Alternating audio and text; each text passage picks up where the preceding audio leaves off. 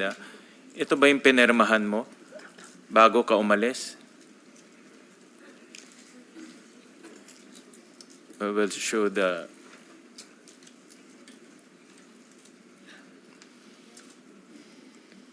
Okay, flash lang.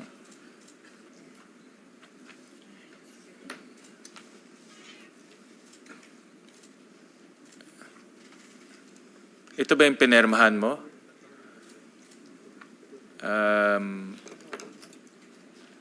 Ito ba yung pinirmahan mo, Miss Go?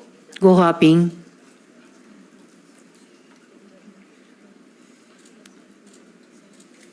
Ito ba yung nakita mong nasa brown envelope?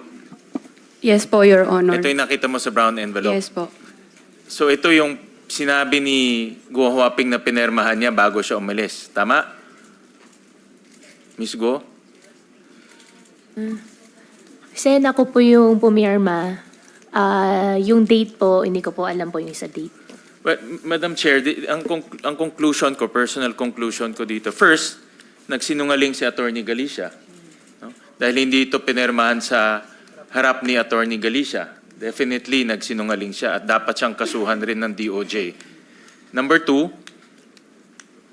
itong ganitong document, abogado nagpre-prepare nito eh. At prepare ito first week of July, yung alleged escape ni Go Huaping. So ang ibig sabihin, yung mga abogado niya, alam rin na aalis siya. Kasi pinirmahan niya in advance eh. Final yung counter affidavit, August 14, pero pinirmahan niya first week of July, the last page.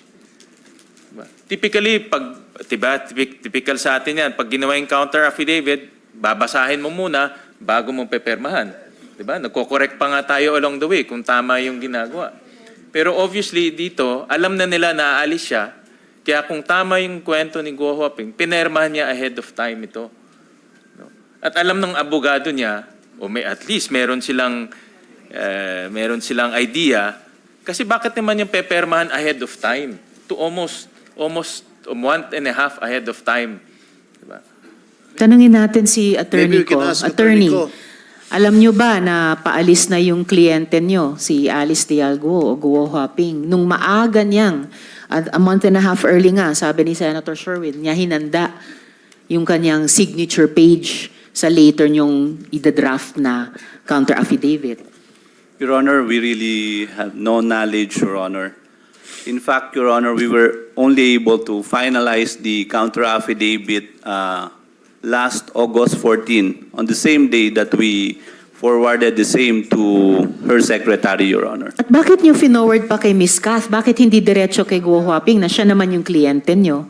Your Honor, Ms. Kat messaged us requesting if we can forward the draft counter affidavit to her so she could print and have it signed by Mayor Guo, Your Honor. Hindi ba mas regular na directly from the law firm or the lawyers to the client para hindi nadadaan pa sa secretary? Kayang-kaya nyo namang mag-print sa office nyo, I'm sure.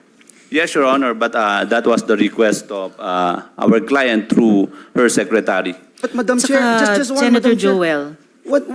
What is more important is that you discuss, Madam Chair, kung ano yung laman ng affidavit. Hindi ba ikaw yung lawyer? Hindi ba duty mo yun para i-discuss sa iyong kliyente yung nilalaman ng affidavit na hinihanda mo?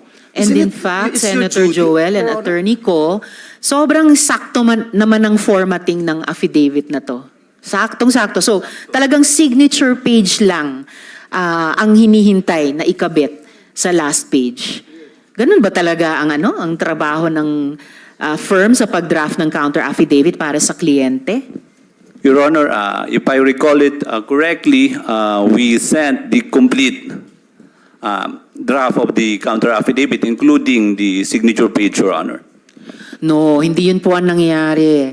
Madam Chair. The signature page iniwan sa brown envelope sa drawer na ikinabit lang ni Ms. Kath dun sa draft counter affidavit nyo na hindi nyo pinresent at diniscuss directly personally sa kliyente nyo.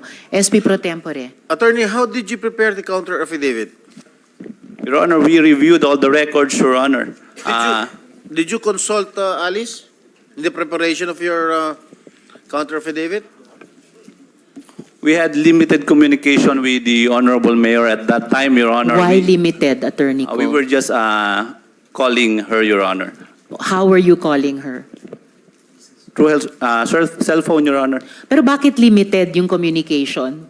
Wala na siya dito sa Pilipinas. We had no personal interaction, Your Honor. Bakit walang personal interaction? Naghahanda po kayo ng counter affidavit sa kanya. Ibig sabihin, may active case na sa kliyente nyo. I imagine, pag may kaso na laban sa kliyente nyo, pinaka on the alert ang law firm. Bakit wala kayong direct or easy communication sa kanya noon? Where was she? Your Honor, at that time, actually, we also manifested in the DOJ that we were having difficulty communicating with the Honorable Mayor. That's why Why? we weren't able to finalize the counter affidavit, Your Honor. Why were you having difficulty communicating Your Honor, with we her? were informed, Your Honor, na meron ho siyang death threat. That's why she refused to have a personal meetings with us. So Ayan na we were naman only ang communicating through cell phone, Your Honor. Death threat? Galing ba sa law firm nyo, yung isang death threat? Why couldn't she talk with you directly? Wala hong ganun, Your Honor. We were just informed na meron ho siyang mga death threats and hindi ho niya kayang makipag-meeting personally with us, Your Honor. That's why na-delay ho yung pag-prepare and finalize nung counter affidavit, Your Honor. Usually, ang mga law firm, napakamaparaan para lang tulungan hanggat kaya yung kliyente nila.